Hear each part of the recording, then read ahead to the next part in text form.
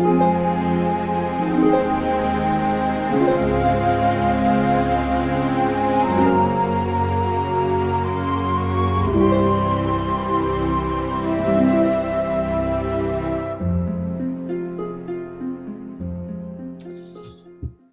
we are, Jay Smith and my good friend, Odon LaFontaine. How are you doing, Odon? So good to have you back. Listen, very good, very good. It's great, isn't it? Jay. You've been getting a lot of questions, haven't you? I think so. I've been answering a lot also. Well, we're going to do that for people here. And we promised that we would do this. We said to you good people that write your problems, write your comments, get it out of your system, confront us, harass us, negate us, try to engage with us, and you've done just that. And so Odon has been looking at them. He has been pulling out salient ones that need answers, that also are important, because it's obvious that many of you are taking this seriously. It's obvious that you are wrestling with some of the material that Odon has been bringing up, specifically Odon. And so this is now time for us to respond to them. And what I'm going to do, Odon has given me about 10 or 11 major questions that need to be answered. Now, we're going to try to put them up one a day, boom, boom, boom, boom, boom, boom, one after the other, so that you can respond or hear about them and respond back. And I'm going to give the name of the person that asked the question, but there may have been 2 or 3 or 4 people that were asking the same questions, but we have chosen one that probably communicates it better than the rest. And as we see Odon there puffing away on his pipe, he's ready to not only puff out what he is going to say, but he's going to also embellish, because in using these questions, he's going to embellish the historical critique against the standard Islamic narrative. It's a great way to do that. This is called peer review. And in the peer review, we then respond to those reviews. So thanks so much for all of those and all of you who have done just that. So let's start with the first one. And this is by Kevin Ex-Muslim. That's his name, Kevin Ex-Muslim. So this is you. Thank you for asking this question. He says this, and it's about the Indian Nasrani from India. The Nasranis are people who live in South India in the Akra religion, and they were followers of St. Thomas when he was in India to preach the words of Jesus Christ. We're talking about the 1st century AD. Thomas was one of the followers of Jesus who then left Palestine, and he came by boat, and he came from the west, actually came to the east, and he supposedly landed in South India. And you have what they call the Martoma Church, which has now, most people from the Martoma Church recognize that their founder was St. Thomas from the 1st century.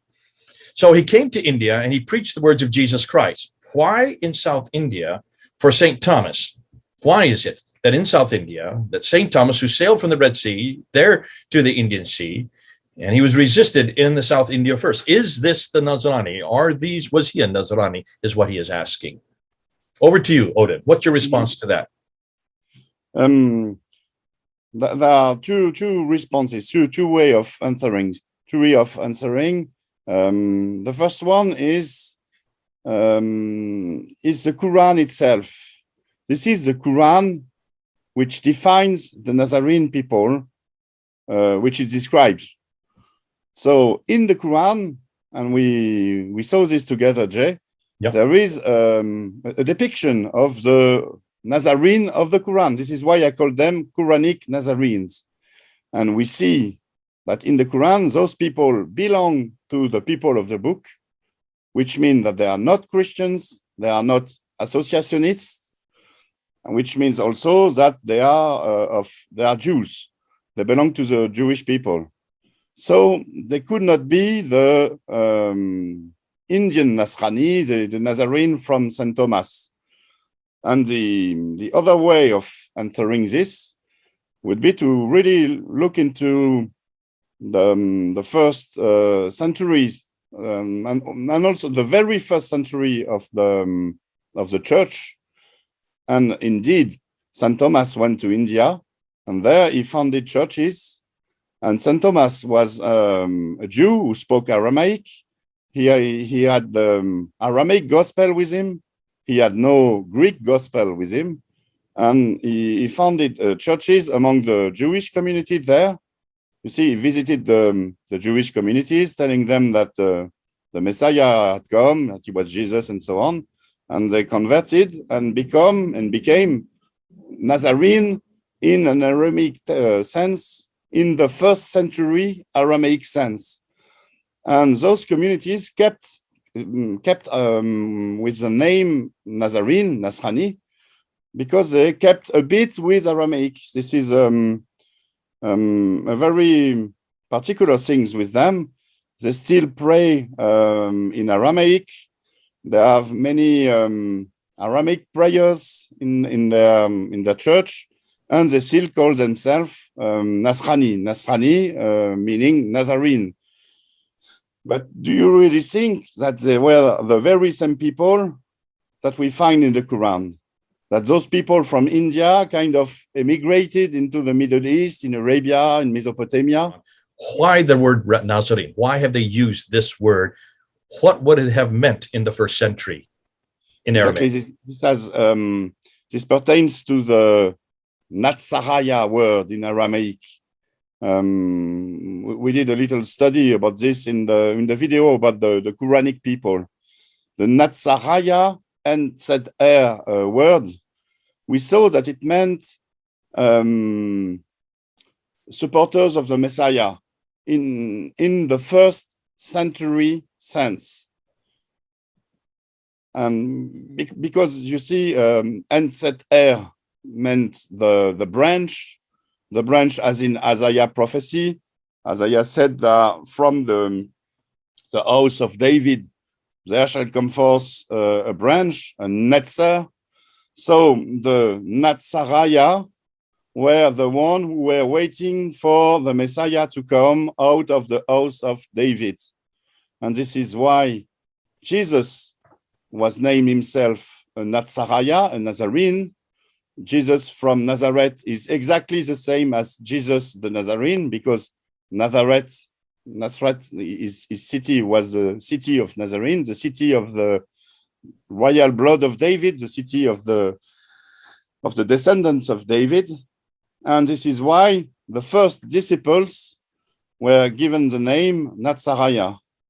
But this is a very complicated name, and this is why I think we see in the book of Acts that the disciples took for themselves the name Christianoi in Greek, which Mshiaye in Aramaic, which means disciple of the Messiah.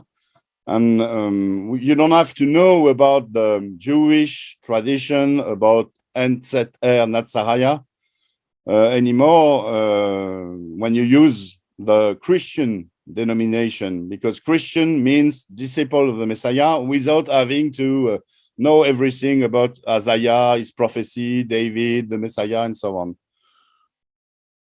Okay, so you're saying that that we need to be careful that we don't conflate the 7th century meaning back onto the 1st century understanding of Nasariya. Exactly. The thing with the St. Thomas Christian is that they are not out of time, but they kept the tradition from the 1st century much more better than other churches, and this is why they still hang on to the Nazarene denomination, but they are Christian nonetheless, and they also call themselves Christians. Okay, thank you so much. I hope that helps you. Kevin, ex-Muslim, do come back with us if you have any other questions. Thank you, Odon. That'll be our question number 1 now answered. We'll put that in the wraps. See if you have any comments below. This is Jay and Odon, over and out.